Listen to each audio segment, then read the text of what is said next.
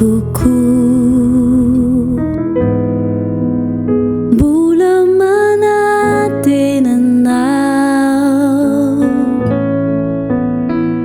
ianao no tokan'ilay ho avy ny fiainako.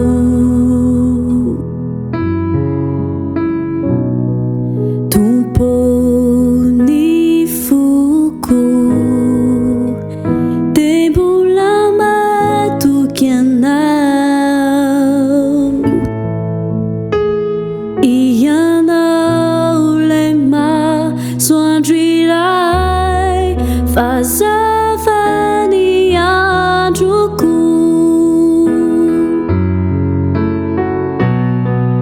Na tsy fantatro azy zay antony fiainako anio,